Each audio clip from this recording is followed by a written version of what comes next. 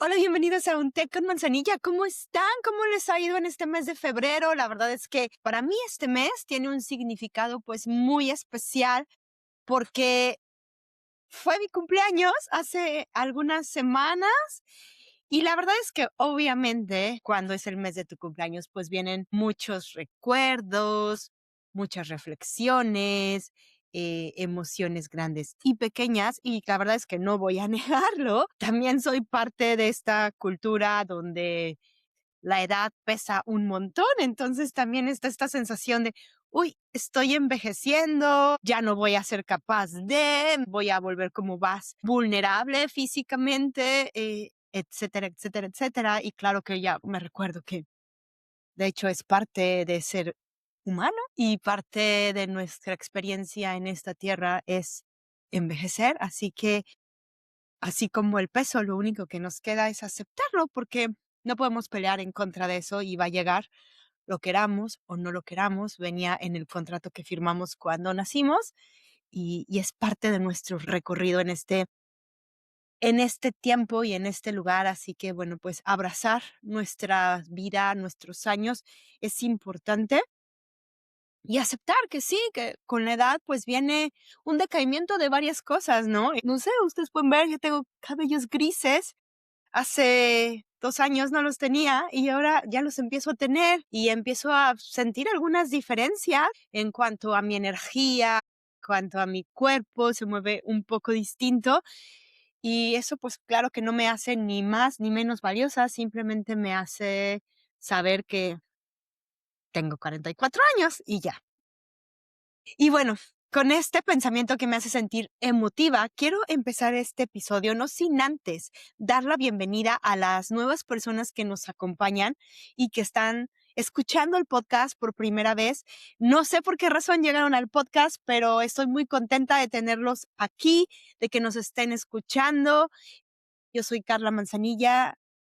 Tengo una larga historia en TCAs y bueno, en muchas cosas. Si quieres oír más de mí, pues te recomiendo que vayas a escuchar el primer episodio, que debe ser, te vas hasta el final, hasta el final, hasta el final, porque este es el 127. Entonces, hay bastante material y ahí vas a encontrar mucha información de mí.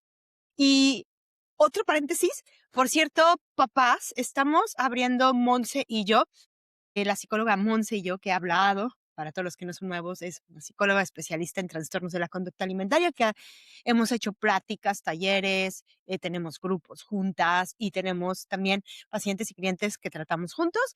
Vamos a abrir un grupo gratuito para familiares que acompañan personas de TCA en Facebook. Entonces, si estás interesado en inscribirte, pues te voy a dejar la liga aquí abajo o escríbeme un mensaje y te la mando directamente. Ahora sí, vamos a empezar de lleno con el episodio. Y este episodio salió porque una de mis hermosas que me está escuchando, acompañadas, me hizo una pregunta que luego la resignificamos y salió esto. ¿Qué es lo que hubieras deseado que te hubieran dicho antes de empezar a recuperarte o al principio de tu recuperación? Y es difícil de responder por qué. Porque en realidad mi último proceso de recuperación y el final, pues me contestó muchas preguntas y gracias a él estoy recuperada. Entonces, creo que al final ese proceso cerró como todos los eslabones que habían quedado sueltos y sin cerrar en otros tratamientos lo vino a concluir y a cerrar.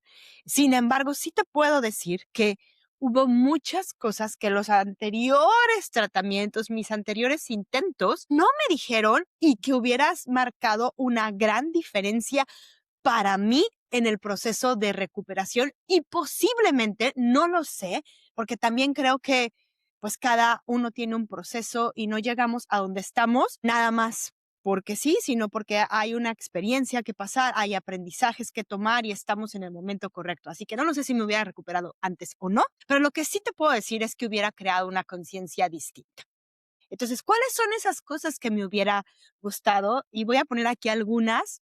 Te invito a que si tú tienes más o crees que alguna me faltó, escríbeme, por favor. Es más, si tú eres recuperada y pasaste por este proceso y te gustaría hablar de eso, también escríbeme. espacio, como lo decía hace rato, es un espacio abierto para todos, es para todos los que estamos aquí escuchando, que de cierta manera nos sentimos relacionados el uno con el otro, porque aunque no tenemos las mismas historias, sentimos cosas muy similares. Entonces, bueno, una de las cosas que a mí me hubiera gustado mucho que me dijeran cuando estaba pensando en recuperarme o empezando mi tratamiento es: tú no tienes la culpa de lo que te pasa. Y esta frase para mí marcó la diferencia de un proceso que llegó a, voy a ponerlo a éxito, porque me pude recuperar completamente, a todos aquellos que no lo pude lograr al final. Y es que para mí fue un bálsamo que necesitaba escuchar como no tienes idea. Y solo tú que vives con un TCA sabes lo que es vivir presa de la culpa. Literal, me daba culpa todo. Verme al espejo, respirar, recibir abrazos, recibir gestos bonitos de la gente, de mi propia familia. Me sentía la persona menos merecedora de este mundo porque me daba vergüenza actuar como actuaba. Sabía que les mentía a todos, sabía que lo que estaba haciendo no iba alineado con mis valores y que me traicionaba día con día. Me daba vergüenza cada mañana decir, hoy lo voy a hacer diferente, y al primer obstáculo terminaba haciéndome para atrás y haciendo lo mismo. No podía poner mi shit together y la terminaba embarrando en todos lados. Y además, ni siquiera me daba cuenta que no tenía posibilidad de elegir, sino que al contrario, me insultaba, terminaba lastimándome más con mis propias palabras. Seguro tú lo sabes, seguro que tú que estás ahí sabes a lo que me refiero. Y la única culpable de todo esto, ¿quiénes somos? Nosotros. Y yo literal no tenía ya más dignidad. Era como, ya lo intenté todo, todos los días me prometo lo mismo, todos los días digo que ya no lo voy a hacer, todos los días tengo como esta motivación que termina a los 10 minutos de haberme levantado de la cama o a los 20 minutos de haber empezado a comer, termina. Seguramente lo entiendes, esa culpa de no poder avanzar y recuperarte, de no poder tomar como pues todo lo que te están dando. Si estás con tus papás, pues la ayuda que te están dando. Si vives con tu esposo, tu pareja, tus amigos o sola, la ayuda que recibes de los demás y no poderla sostener. Yo sentía que yo ya había elegido este camino y que ya, o sea, que tenía que pagarlo por estúpida, por tonta, por no tener suficiente fortaleza, por ser débil, por creer en todas esas tonterías que estaban allá afuera. Listo, ya. O sea, así iba a ser mi vida, y lo que estaba pasando en mi sufrimiento y toda esta vergüenza que tenía, pues era a causa de mi propia responsabilidad, que sí es cierto, pero a causa de y en culpabilidad de todas las cosas que no podía hacer. Y que cómo era posible que no me importara, en mi caso, cómo era posible que no me importara recuperarme si tenía lo que se suponía que amaba más en la vida, que eran mis hijos. ¿Cómo era posible? ¿Cómo era posible que pudiera verlos a los ojos, yo siendo esta persona tan poco íntegra? Y la verdad es que es un dolor muy grande. Y no fue hasta que mi última recuperación, sí, mi coach, que la amo profundamente, Victoria, sé que posiblemente no me vas a estar oyendo, pero lo sientes en el corazón, que me dijo, ¿sabes que tú no tienes la culpa de tener un TCA? Y yo me quedé, uff, ¿what? ¿Qué estás diciendo? No, es que sí tengo la culpa. Yo decidí esto. Yo soy la que no quiero hacerlo. Yo soy la que no tengo suficiente fuerza de voluntad. Yo soy la que... Hey, espera. No, tú no tienes la culpa, porque nadie va en la vida allá afuera pidiendo desarrollar un trastorno de la conducta alimentaria. ¿Puede ser injusto? Sí. ¿Puede ser que te tocó a ti? Sí. Pero al final no lo escogiste y tú no decidiste actuar en esos factores que te llevaron a tener el TCA que tienes hoy. Y luego empecé a leer libros y luego vino como explicaciones mucho más científicas, donde poco a poco me fueron liberando de esa carga de la culpabilidad, donde me decían, tenía que pasar así. Y ahora si no es tu culpa, pero es tu responsabilidad.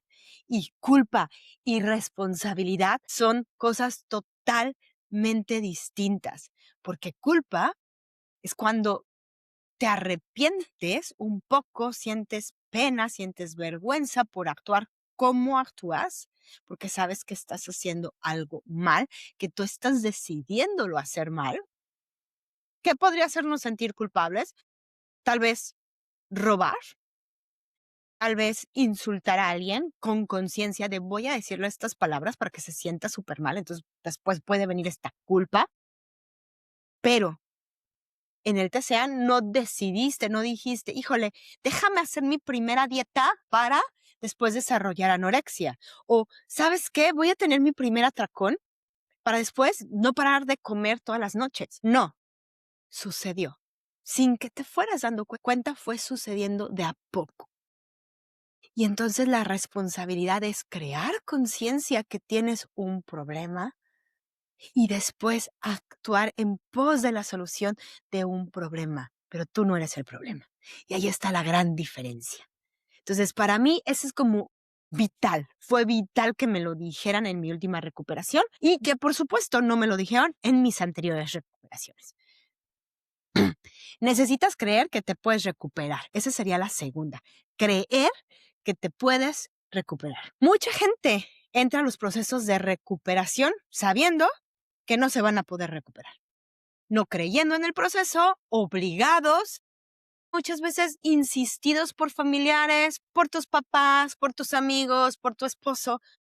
Pero si tú no crees, va a hacer falta esa pieza importantísima en el rompecabezas. Y ojo, no estoy hablando de creer en ti. Estoy hablando de creer que es posible para ti recuperarse. Y aunque hoy parece algo muy lejano de pasar, necesitas actuar como si fuera posible para que le des sentido a cada una de las cosas que te va a tocar hacer en tu proceso de recuperación.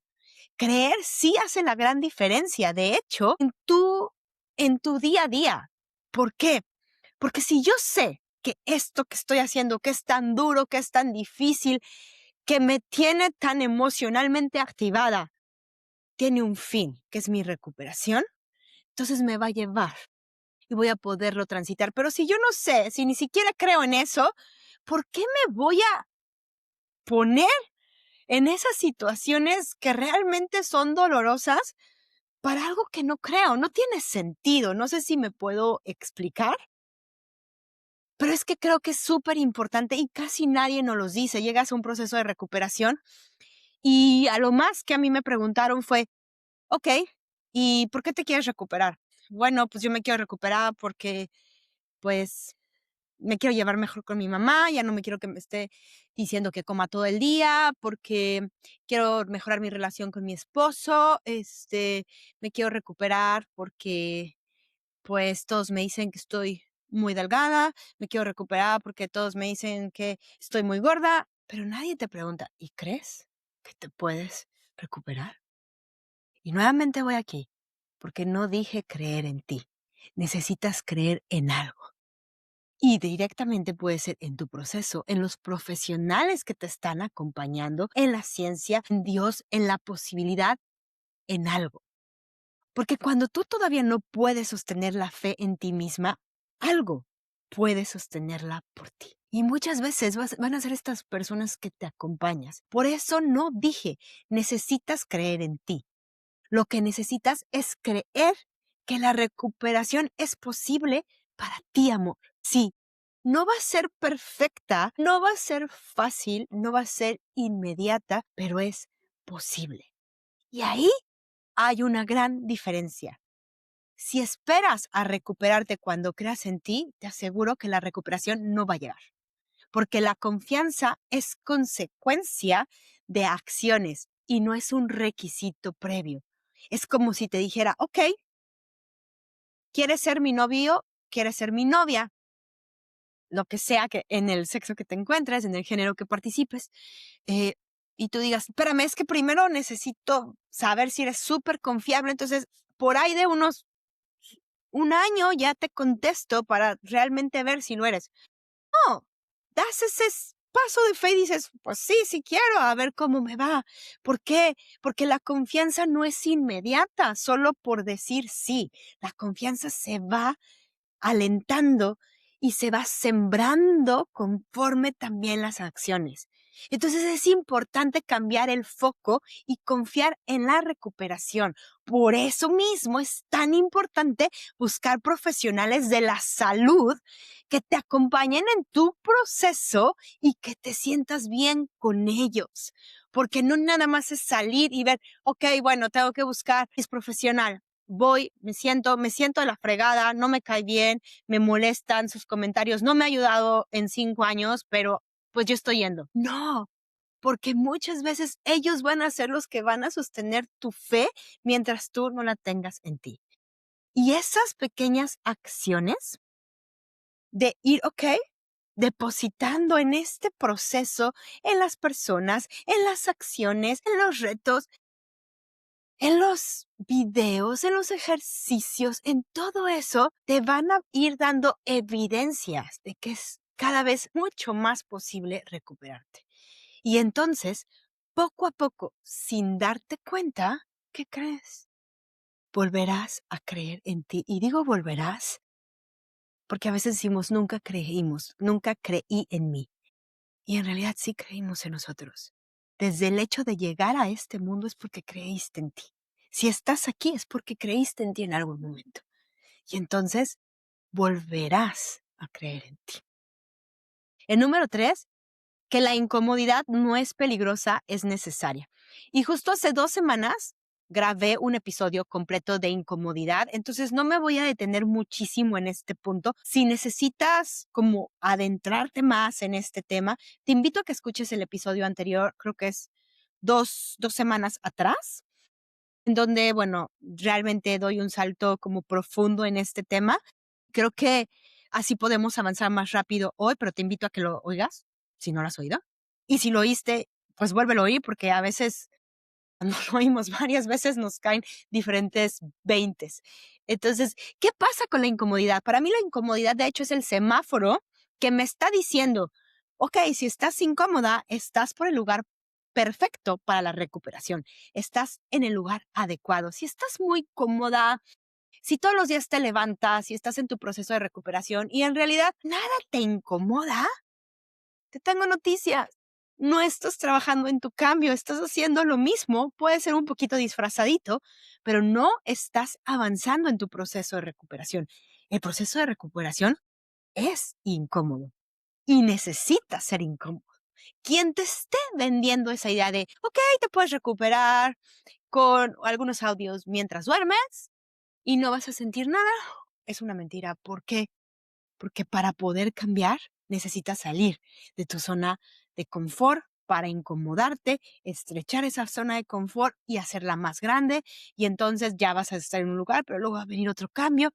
Entonces el cambio es permanente, es constante y constantemente vas a vivir esta incomodidad que no es peligrosa, pero sí muy necesaria. Número 4.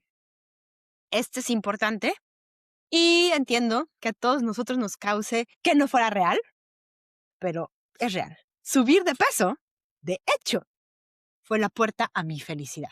Y sí, así como tú hoy, ya sé lo que estás pensando. Ya sé que de repente me vas a decir, bueno, para ti sí, pero para mí no. Bueno, es que tu historia es diferente, pero la mía no. Bueno, es que yo no estaba tan flaquita como tú. Bueno, es que de hecho yo siempre estaba en un peso bien. Yo no necesito subir de peso. Y la verdad es que, aunque cueste creerlo, es gracias a esos kilos que gané, pude alcanzar la vida que jamás soñé. Y ojo, no porque tenga la vida perfecta. A ver, yo me caracterizo por tratar de no poner rosas a las cosas y no tengo la vida perfecta. Tengo muchos caos emocionales en mi familia, mm, en mi situación económica. I mean, soy humano. Pero han pasado cosas gracias a esos kilos que subí que jamás me imaginé. De hecho, fueron mis grandes maestros. Y una de las cosas que más agradezco esos kilos es que hoy puedo sostenerme la mirada al espejo. Que hoy no me siento una farsante. Que a lo mejor en un principio no tenía un cuerpo que aceptara tanto. No era el que yo deseaba, no era el por el cual yo me había esforzado. Sin embargo, podía llegar al espejo y saber que lo que había hecho era digno e íntegro de mí. Y eso cambió muchísimo. Me enseñaron que no necesito ser pequeña para poder caber en todos lados. Me enseñaron que mi mejor cuerpo es aquel que me acompaña en cada momento de mi día. Me enseñaron que las tallas son un número, no un condicionante de éxito, que mi salud no depende de mi cuerpo, ni que sea grande, ni delgado, ni flácido, ni fuerte, no, sino de cómo lo trate, cómo lo respete y cómo lo acepte.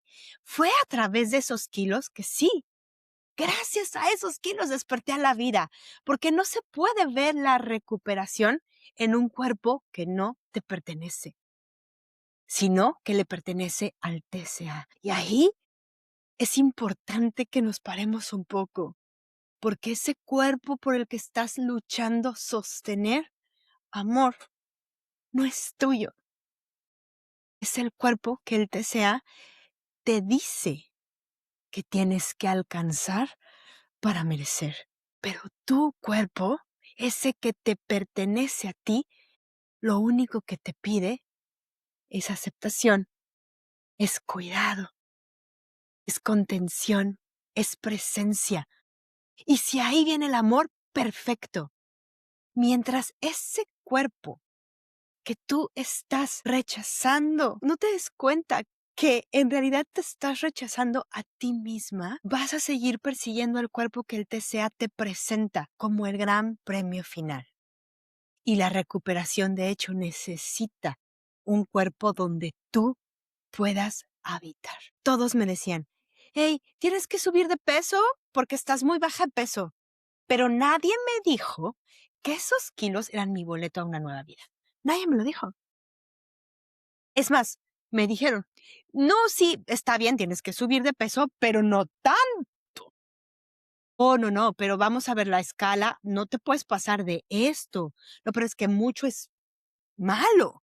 Tienes que subir de peso un poquito. Muchos negociaban conmigo el peso, como si todavía se pudiera controlar. O sea, recuerdo perfecto algunos nutriólogos con los que fue y me decían, ok, ¿cuánto quieres pesar?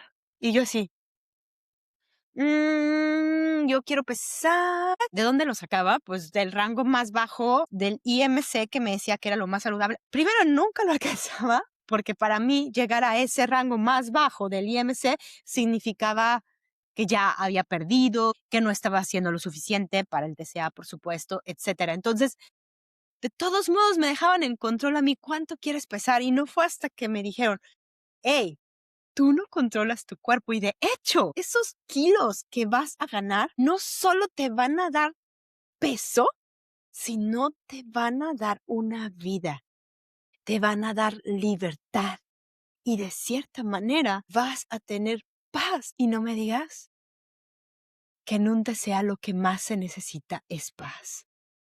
Y entonces esos kilos que me daban más miedo, esos kilos que me daba terror alcanzar, fueron los mismos que me devolvieron la vida. Número 5, que iba a tener hambre extrema y que estaba bien. Y aclaro, esto sí pasó en mi última recuperación, por supuesto. ¿Por qué? Porque tuve hambre extrema, pero en todas las anteriores había mucho control. Y había mucho control no solo mío, sino desde la parte médica. Había ese miedo que pasara al otro extremo, ¿no? O sea, ok, anorexia, y que te vayas a comer compulsivamente. Entonces, ten cuidado. No comas mucha chatarra. Es bueno, pero más bien balanceadito, tirándole a muy saludable, que fue para mí. O sea, para mí me dieron una nueva regla. Comer saludable está bien, Y mucho tiempo pensé que esa era mi opción y que estaba recuperada. Yo como saludable. Yo sigo todos los consejos de las personas de allá afuera que me dicen que es saludable. Y entonces me leía todos los libros, todos los consejos, que al final hoy sabemos que eso se llama ortorexia, que me decían, esto es saludable. ¿Qué me dieron? Me dieron un mayor control.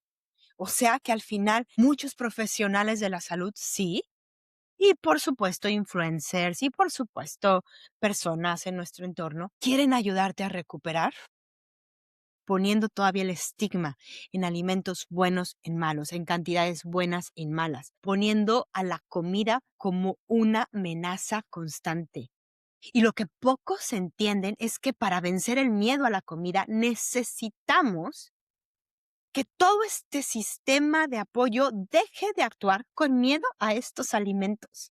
Porque si el mensaje sigue siendo, sí, recupérate, pero cuídate con esto, el miedo nunca se desactiva. Muchas veces, al contrario, durante los primeros tratamientos de recuperación, le temí a todos mis antojos. Y eso me llevaba a tener, pues sí, lo que yo llamaba más atracones a escondidas y a sentirme pésimo después y a restringir más después. Porque entonces decía, claro, es que si ya vi que yo no sirvo para comer eso, mira, no me puedo controlar, soy adicta a la comida. Mejor ni me lo permito. Así controlo y no pasa nada y estoy mucho más sana. Y ese pensamiento es peligrosísimo porque parece claro, lógico, pero no lo es. No fue hasta que entendí y hasta que me lo permití y hasta que alguien me lo dijo que el hambre extrema es el hambre más salvadora que me pudo pasar. Ajá. Y navegarla me enseñó que casi nada puedo controlar. Que rendirme ante esa biología me llevaría a encontrarme con mi naturaleza.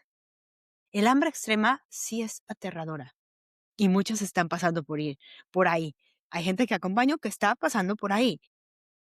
Y yo sé que a lo mejor dices, sí, no quiero, no me gusta. Y no la voy a vender como algo hermoso, porque, pues no lo es.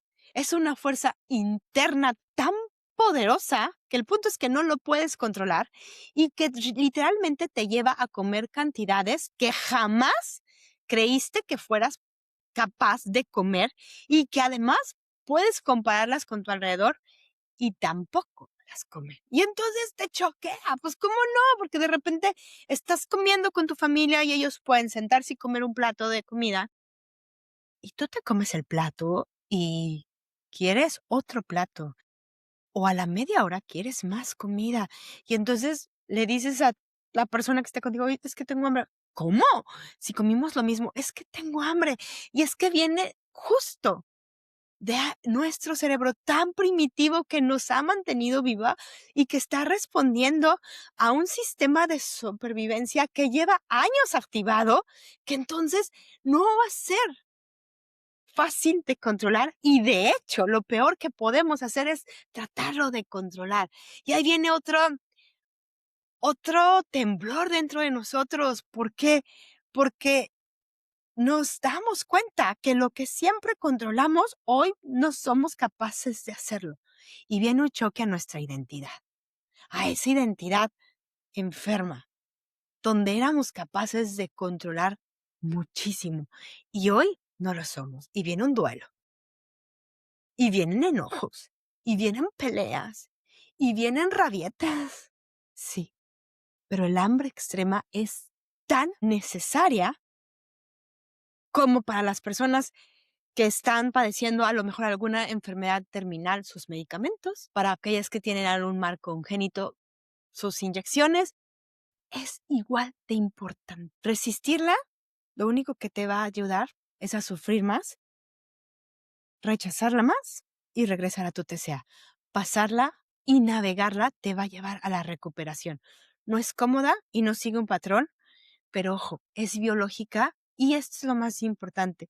Es temporal, no va a ser toda la vida. Es tu puente entre la vida y el TCA. El hambre extrema no viene a destruirte, viene a rescatarte del control que te estaba destruyendo. Número 6. que mi proceso iba a ayudar a otros. ¿Y esto por qué lo traigo aquí hoy? Porque en realidad es cierto y no solo pasa conmigo, pasa con varios procesos de recuperación. Me ha tocado ver cómo personas que se recuperan, muchos hacen un podcast, muchos empiezan a ayudar a otras personas, muchos dan pláticas en sus escuelas, mucho incluso dentro de sus familias les ayudan a reintegrar una mayor aceptación en su cuerpo, a hacer las paces con la comida. La verdad es que es maravilloso ver cómo el proceso que tú estás haciendo hoy, que crees que es solo para ti, va a impactar y va a tocar a muchísimas personas. Y no te estoy invitando a que sea tu motivación, que lo puede ser, pero es algo que a mí me hubiera gustado que me lo dijeran. Y aunque posiblemente no lo busques tampoco, porque hay gente que me dice, a mí no me interesa, eso no me llama la atención, creo que es importante darnos cuenta que tu recuperación no es individual, que de hecho la recuperación de un trastorno de la conducta alimentaria es colectiva, porque sanas tú y rompes cadenas para otros que pueden estar pasando la misma situación o que van a pasar la misma situación. Yo nunca pensé, obvio, que iba a tener un podcast, nunca pensé que iba a acompañar a gente a recuperarse. Nunca pensé que mi recuperación iba a impactar, más allá de mis hijos, tal vez, eso sí lo pensaba, pero a mis amigos, que iba a impactar, pues, a mis sobrinos, que iba a impactar, por supuesto, a una de las vidas que yo he acompañado.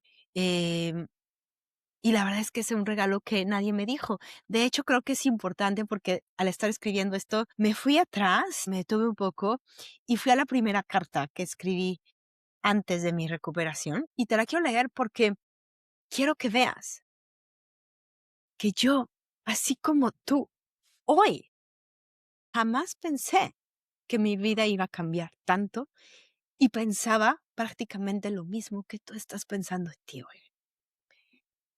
Hola Victoria, esta es la carta. Soy Carla. Descubrí tu podcast después de escucharte en una entrevista y me encantó la manera en que hablaste sobre los trastornos de la conducta alimentaria. Sentí una conexión muy profunda contigo porque al igual que tú, he pasado muchos años luchando contra esta dolorosa presión con la comida. Soy mexicana y actualmente vivo en Estados Unidos. Tengo una familia hermosa, 2 adolescentes y una preadolescente, así que la vida definitivamente es toda una aventura. Mi historia con los trastornos de la conducta alimentaria comenzó cuando tenía 15 años y llevo más de 20 años con ellos. He ido y venido entre anorexia restrictiva, purgativa y he tenido meses buenos y otros muy oscuros. En este momento lo único que quiero es disfrutar la vida. Por primera vez me siento realmente cansada de vivir así, cansada de preocuparme todo el tiempo. Me siento muy descontenta conmigo mismo y a veces siento que no sé quién soy más allá de mi trastorno y de mi imagen corporal. Escucharte me inspiró, pero también me da mucho miedo dar el siguiente paso. No sé si quisiera y si soy capaz de hacerlo. Hay tantas cosas pasando en mi vida que mi tiempo, mi dinero y todo en general se sienten caóticos. Pero hoy decidí escribirte y a ver qué pasa, igual que tú. No sabía, no sabía que ese email iba a llevarme a estar hoy aquí grabando este episodio. Así que no escatimes tu recuperación, porque te prometo que no imaginas la vida que tendrás después de alcanzarla. Y la última parte que me gustaría incluir en esto que me hubiera ayudado que me dijeran es hablarme de fe, hablarme de espiritualidad. Lo hice mucho en mi último proceso, pero en mis procesos anteriores no lo hice tanto. Y por supuesto no hablo de fe en mí, sino hablo de esa espiritualidad que es esencial. De hecho, hace unas semanas oí un podcast que hablaba de cómo esa espiritualidad ayuda a la mente y ayuda a muchos procesos de recuperación de adicciones, por supuesto, de TCAs, de ansiedad, ayuda a expandir de manera científica y comprobada óvulos en tu parte cerebral, hacer nuevas conexiones neuronales. Bueno, es maravilloso. Y no te estoy hablando de un podcast que fuera religioso o que estuviera ligado a un tipo de religión, sino era muy científico. Entonces, algo que me sorprendió es que ellos mismos decían, es real, la fe libera cargas y da paz a la mayoría de las personas. Y entonces, pues claro que en el TCA no es la excepción, porque de verdad soltar el control solo por soltarlo es difícil, pero soltarlo a alguien o a algo más grande que tú, en realidad es aliviador. Al final sabes que no estás sola, que hay una fuerza enorme cuidando de ti y guiándote. Y esto se me quedó grabado hace unos meses que oí.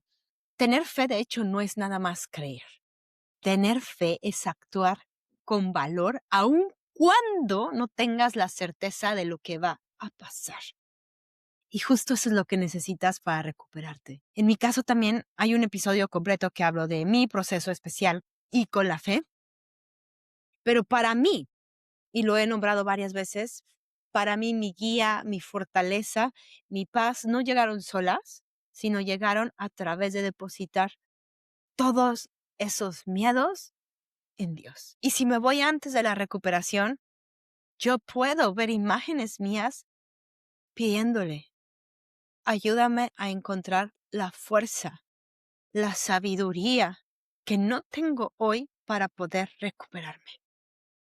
Y un día mandé ese mail que ya leímos hace rato y muchas veces durante el proceso ya no lo quería hacer, quería irme y lo único que me tocaba era pedirle fuerzas a él. Era una bola de emociones, lloraba en todos lados, me sentía pésimo, no quería continuar, quería renunciar. Y gracias a esa conexión diaria en forma de oraciones, en forma de peticiones, para mí eran esos depósitos de esa ansiedad que tenía, de esos miedos que tenía y que se regresaban paz, con confianza y con seguridad que había algo más grande que yo que me sostenía. Y Dios no trajo, de hecho, algo que ningún profesional pudo traer a mi proceso. Y fue presencia, porque lo sentía. Fue compasión y fue amor. Y sí, la fe no me quitó el miedo, pero me dio el valor de atravesarlo. Y creo que eso es algo que nadie nos los dice porque entiendo, hay muchas personas que no quieren, muchos profesionales que no pueden hablar de eso, pero yo sí puedo. Y para mí fue la séptima cosa que me hubiera gustado que me dijeran durante mis procesos de recuperación. Y nada más para recapitular qué pasa con mi lengua hoy.